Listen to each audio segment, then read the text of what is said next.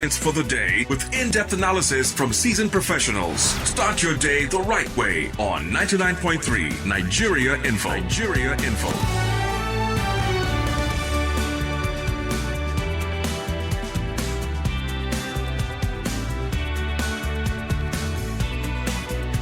Well, the arguments have started right here on 99.3 Nigeria Info. We're already arguing over the headlines. Not even the legislature. They don't know what we're talking about. Okay. We already started our own arguments over the headlines running through the papers today. Right. And of course, most of the conversation will be about money. Welcome to the front pages. This is 99.3 Nigeria Info, where you're number one for news, talk and sport. And you can watch us right now anywhere you are in the world on 99.3 Nigeria Info. Just go to Facebook or YouTube and search Nigeria Info 99.3 and you would find us there. We're also streaming live on our website so you can listen. That's www.nigeriainfo.fm. For the next 25 minutes, we're going to be running you through the front pages. You're welcome. I'm Wemimo Adewuni. I'm Sheriff Quadry. The papers are in, and Gbolahan Olojede is well seated as well. Gbolahan, good morning to you. Good morning. Nice to be here. I have a Punch on the table right in front of me. The Nation is here, the Vanguard newspaper, the Daily Independent, and Blueprint newspaper. I've got here the Guardian, our media partner. I also have the Daily Sun, the Daily Trust, and This Day newspaper. If you're ready, we are. I think we've been ready forever. Yeah. Because we've been arguing before the show started. We can't wait to go on. Let's start with this one from the Daily Sun. Supreme Court upholds Sanwo-Olu, Makinde, Abiodun, El-Rufai's Guber elections.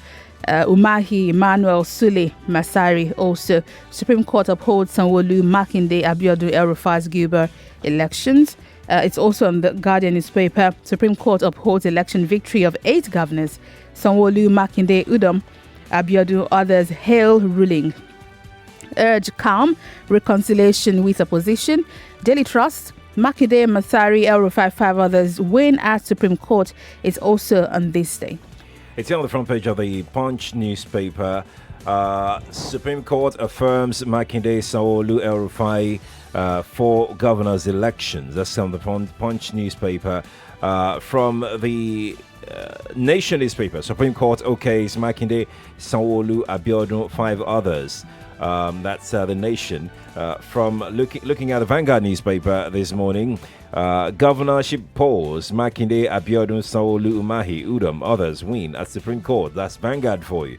Daily Independent has it this way. Supreme Court affirms selection of Makinde, Sanwo-Olu, El-Rufai, Udom, Abiodun, Umahi, others. That's from Daily Independent newspaper. Let's just say it's everywhere. It's everywhere. Well, it's an interesting news because it brings to mind the fact that we still spend a lot of money in the court and a lot of time and energy trying to resolve what should have been resolved at the poll. We all saw, we all read about the British elections, the election in the UK recently, and we saw how it went. Just strolling. It was just stroll out. Voting. 2 minutes, 5 minutes. End of the day, the results were coming in, and before you know it, there was no problem. Yeah. And so the system has evolved over the period, and it's now dependable. So nobody bothers to say, "Oh no, I was cheated." Nah. That is what we need to do in Nigeria as well. By the time the election is over, let the winner be decided. Will have been decided at the polls, not in the courts. But as long as people do not have a trust in the electoral process or the voting, there will always be this problem. So back to our. So every election has to go through. You have to appeal and go to the Supreme Court. It's embarrassing. Energy, money, time, major distraction. I remember that the courts can't sit on any other case while they're at this until they resolve. You can imagine the number of cases that the appeal court had to deal with, and for 6 months. They have to do it within 180 days. But the problem here, Gbolahan, is. Who is causing, or what I should say, is causing this distrust in the electoral process? I mean, INEC will do everything within its powers to make everything ready, but then it's not INEC that will decide how the votes or who will vote or who will not vote. You have the freedom as a citizen to go out there and cast your ballot. The politician will do everything to win. As a citizen, should you be coerced into doing something that will not, on the long run, favor you? That should take us back to the Electoral Act. You see, when people don't feel safe enough to go to the polls, they will not go to the polls. As simple as that. And in certain instances in which they manage to go to the polls and then somebody knows that, oh, this ward can be cancelled if we disrupt it, so they go there and snag the boxes. Right. Right. But if we go back to the Electoral Act and we put in place things that will allow the people to feel more confident in the process, to be able to go out and vote. People could be going to work in UK and just branch. Yeah, you stop by, vote, and get on with it, and just wait to see the result at the end of the day. Yeah, it has evolved over the period, but we still have a long way to go. That's the truth. We do. Let's see our next story here. Reps probe PPPRA over alleged unremitted 1.343 trillion naira. This is on the Daily Trust. It's also the biggest story on The Guardian. Reps probe PPPRA over unremitted 1.343 trillion naira. And there are two riders on The Guardian. Lawmakers allege breach of TSA policy. Ask DPR to enforce ban on illegal gas outlets. The PPRA, by the way, is Petroleum Products Pricing and Regulatory Agency. It's also on the Daily Sun. This day newspaper doesn't have it. It's here on the front page of the Punch newspaper as well as Blueprint newspaper, talking about reps probing PPPRA over unremitted 1.3 trillion naira revenue. I think consistently we have been probing one agency in the petroleum sector or the other. And if I may ask you, what has been the result of those probes? Can you remember? That's a big question. Big question. So, a lot of rabble-rousing happens. A lot of talk, sensationalization of issues. Right. And then after a while, everything just goes down and dies. And that is it. The Senate committee that was set up has 10 weeks to report. Can we challenge NAS? That for once, even if at the end of the day you found out that you were wrong, can we at least know that, okay, by the time we did this investigation, we found out that we were wrong. There was no... And if 1 point something trillion naira is indeed unremitted, it should be a cause for concern for everybody. Right, it should be. That amount that is said to be unremitted, when the president laid out the 2020 budget and we reviewed half-year revenue, the consolidated everything, aggregated revenue for Nigeria was only 2.04 trillion. And here is 1.34. So if an agency has 1.34 and has not remitted it, should it not be a concern for everybody? Let's just be clear. This is just one agency. There are other agencies, multiple agencies out there who can't even account for their dealings day in, day out. And nobody is looking in their direction. Have they even been audited? Because NNPC is big on the table. NNPC keeps running at a loss, keeps 19, not remitting monies. When was MKO's election? I think that was 1993. One of the things, the speech is still available on YouTube if you want to listen to it, was that he will make NNPC accountable. That was 1993. Calculate. Right. And we're still talking about the same thing. We're still talking about it in 2019. If you join us at 8 o'clock when we head out and come back from the front pages, we'll be looking at the budget. Gbolahan has told you a few of the issues there, but join us at 8 o'clock. At 8 o'clock. All right. Moving on to our next story on the program this morning, and it's about the PNID. Yes, it's back on the table. Court orders arrest of PNID owner's son, Queen. That's on the front page of the Punch newspaper this morning. It's on the front page of the Blueprint as well. PNID scam. Court orders Britain's arrest. Extradition. That's from the Blueprint this morning. If you take a look at the Vanguard newspaper, it's a banner on the front page of the Vanguard newspaper. $9.6 billion PNID award. Court orders arrest of Britain. Rider EFCC gets warrants to begin extradition proceedings. Let's take a look at that story on page 5 of the Vanguard newspaper. It's a banner there. Yeah, I'm on page 5 right now. In a bid to upturn the $9.6 billion judgment award in favor of a firm, PNID, the federal government may have begun moves to extradite a key director of the firm, Adam Quinn, to face trial in Nigeria. Indications to this emerged yesterday when an Abuja division of the Federal High Court issued a bench warrant for the arrest of the British national, Adam Quinn, over his alleged involvement in the failed gas supply contract that led to $9.6 billion judgment liability against Nigeria. Trial Judge Justice Okonabank ordered his arrest after he heard an ex parte application the Economic and Financial Crimes Commission, EFCC, brought to facilitate his extradition. You know what I found interesting about this story? Right. Is the fact that it's still about, court pronouncement. And we expect people from other jurisdictions to obey those pronouncements. And we want to call on our agreement, if we have an extradition agreement with the United Kingdom under this matter, that they will send their own citizen back to us here in Nigeria.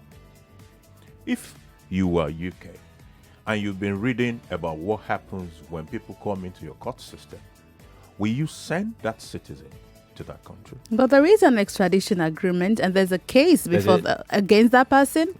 Doesn't matter how they feel about it. Don't we all, are we not obliged to respect the treaty that we signed as nations? You see, treaties will also come with conditions and terms.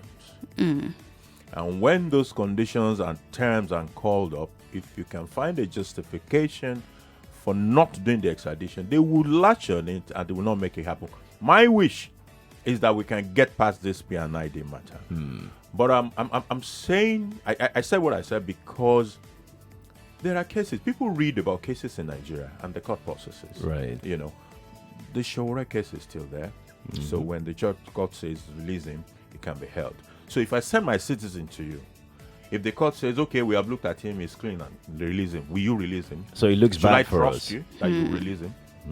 But then I think what they would do is to wait the process. So send him over to Nigeria, wait through the process, because it's the court process, by the way, and there's a case against this fellow. So send him here, let them go through. If they then don't release him, then we start. It will be nice we'll start, to see how this play out, really. It really would be nice. The PNID case is a very sore situation. Yeah. And it's not going away anytime soon. That's a lot of money. It's still in the UK, in the court there. Right. Well, let's see our next story. Federal government releases 1.2 trillion naira for 2019 capital projects.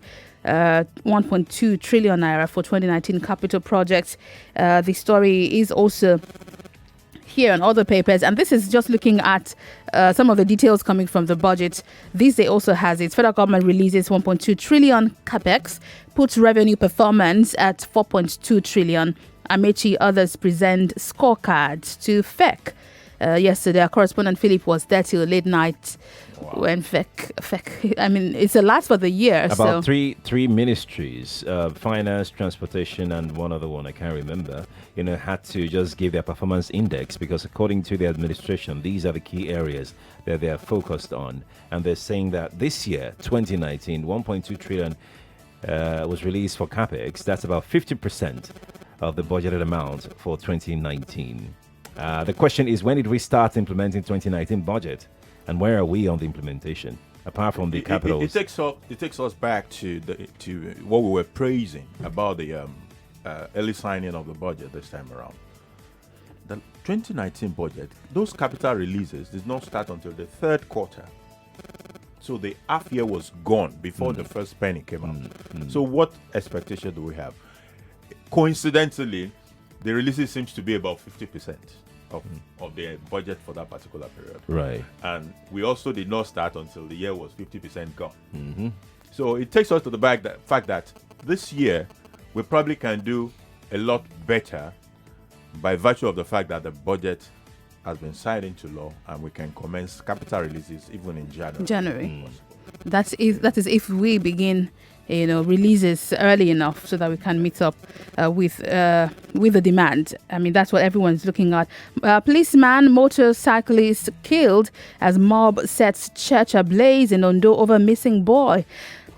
I saw this. I saw a video. It's a very big story. It's in almost all the papers this morning. It's also on the Daily Sun. See pictures. Wow. Missing boy, policeman, another killed as mob set church ablaze. So I saw a video. I practically didn't take it too seriously because it was on all of these gist platforms on Instagram. And it was because someone I knew shared it. I actually visit these places.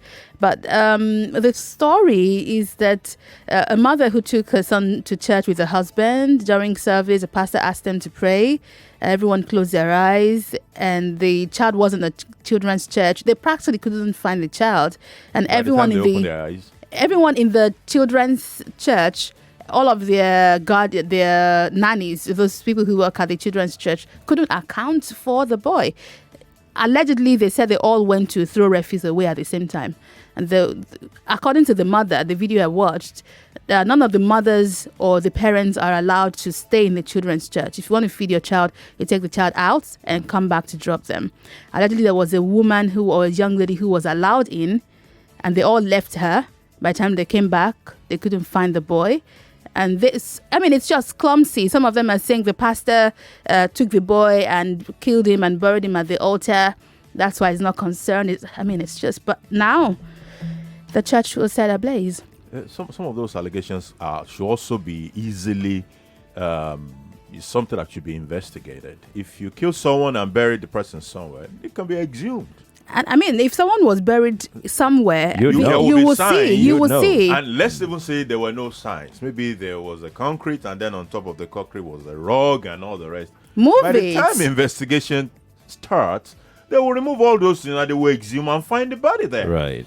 So some of these things are, we have all these beliefs about how rituals and all those things. Some of them are real.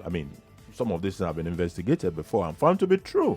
So in this particular case, rather than the mob judgment, it should be investigated. Okay. And by the way, everybody that has participated in this mob judgment, it would have been nice if there will be culprits as well. We should not, under any guise, encourage mob judgment, because these are the things that lead to people losing their life unnecessarily. Now, people who had nothing to do with it, including a policeman. What happens if tomorrow they found this boy? Can they resurrect? Can they resurrect the policeman that had been killed? But this would also raise an alarm as to how slowly the police respond to issues. So this allegation has been ongoing for days now. Not excusable, but this mob action probably happened because they couldn't see that the police were on the matter. Right. According to them, the pastor, nobody in the church was even invited for questioning. So, well, I think a detailed investigation would be appropriate for one to know what to say about this kind of a matter. I know there is also a rule about you can't declare somebody missing until, is it 24 hours or 48 hours? I don't know what that rule says. 24 hours. 24 hours. Right. So maybe that is also part of what slowed down. I don't know. I'm just. What I'm particularly bothered about, Gbolahan, is the fact that it's bad, it's terrible for a child to go missing, but for that to have degenerated to this level, something must have been precipitating before that event. Something must have been happening before this last event. It's also possible that nothing. See, it's an old child we're talking about here. Right. Disappeared. If you've gone to these big churches before, where they had several children churches, right, and it's a very challenging thing to take care of those kids. It is. It is a challenging thing. I think the message for churches dealing with children is that they have to be very careful, right, especially around this season. Right. Children themselves are tough people to deal with. Yeah. Right? And then you now have an unsecured environment. If you expose them, things like this could happen. And I also discovered that many parents don't bother to check the security. So we had to move churches at a time. The first thing I did was to go to the children's church and ask them. I didn't take my kids. The process, eh? I looked at the process. I saw them sign in some kids. Correct. I went back and saw them sign out. How do you do it? How are you sure it? They have tags. I mean, there's a way. I was like, wow, you guys are not joking. It's a serious matter because anybody could walk in and say, that's my child. Come, let's go home. I've seen a situation in which a kid walked out, said, I want to use the restroom. And you can't. Left the gate and started going to the road. Right. Oh, a kid. Nobody was kidnapping the kid. It was just walking away. But the wife of the general overseer here alleges that Let me quote her. She says her husband's health has continued to deteriorate, and he has been in the detention of the DSS. Let me quote her. Contrary to the viral news that my husband was arrested by the operatives of the DSS, he was only invited. I don't understand.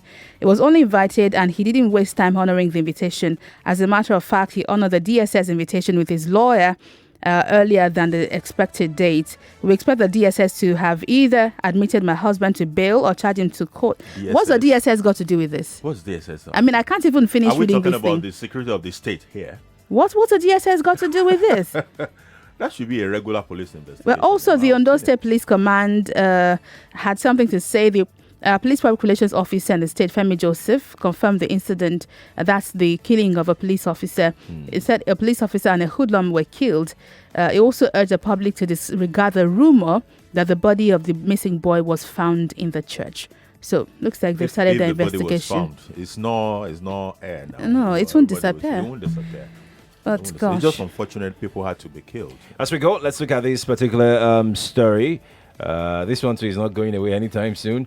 IPPIS varsities face fresh strike in January. FG enrolls 8,000 lecturers. It comes with 2 riders, universities, workers. Enrollment hits 90,000. National Assembly keeps ASU waiting. That's the banner headline on the front page of the Punch newspaper. Fresh strike, January. It will be very unfortunate if this strike has to happen. Because as far as I'm concerned, what is the big deal that the executive and ASU cannot resolve about this thing? If you look back at the history of IPPIS when it was brought, almost everybody had rejected it at the onset. Even the education ministry, that used to be the largest employer, initially said, we don't want this IPPIS. The military said they don't want it. The police said they don't want it. So what we are seeing with ASU is not peculiar to ASU. But don't we need it? Don't we need IPPIS? I've rejected it. That's where I'm coming to. If all those other people at the end of the day had accepted it and it has worked for them, it might not be a bad thing after all. If this is meant to help us checkmate ghost workers, and there are quite a number of ghost workers in the system, what is ASU afraid of? ASU insists that there's something peculiar about the education system, and by the agreements signed, they are meant to be autonomous, and the IPPIS would affect the operations and blah blah blah. There are institutions. Can't there be a middle like point? The military, like the police, that even have more peculiarities. More complex peculiarities. The beauty about applications like this is that there is a back end where a lot of those concerns can be taken care of. IPPIS was not made for Nigeria. It's been used in other parts of the world. We just brought it here. So we can always adjust. And it was adapted for us. And it can be adapted even from ministry to ministry. Peculiarities are there. But question is, if you are creating exceptions for other ministries and agencies, why are you forcing ASU to jump on it? No, most of those people, there were no exceptions. At the initial stage, it was more of engagement. And at the end of the day, most of these organizations have gotten on IPPIS. What I'm saying, there are some organizations that are still not on the IPPIS. Well, I can't bet that everyone is there. ASU actually put that forward as a reason as to why are they being cannot forced be to a jump. reason. They're saying that it can't be. That doesn't I know sound. they said it. They mentioned some. Yes, they're saying that if you cannot reason. force other people to jump on it, why are you compelling us to jump on it? Nah, that sounds really sour. It's in bad taste. It's in very bad taste. That cannot be an excuse. If you have another valid excuse for not joining, put it on the board. Don't say it was because you exempted A. What about the B, C, D, E, and F that are on the platform? So what I expect ASU to do is to put forward an alternative. This is what we want, and make it loud and clear, and let the federal government also look, like you said, the back end. How can we make this fit? ASU's complexities. Simple. Why do we need to have a strike? All the complexities can be taken. This in this technology days. Honestly, we make these things sound like rocket science, like it's big deal. Whatever peculiarities can be taken care of.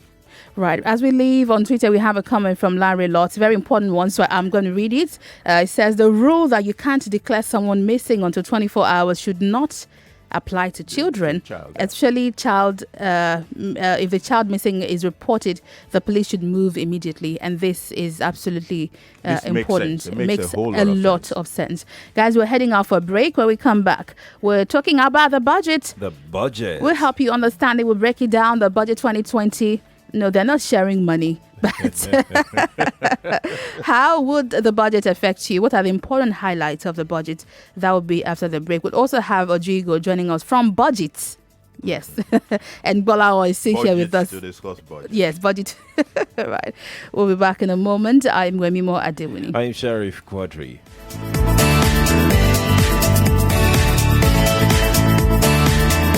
More news and information coming up. We'll be back in a moment.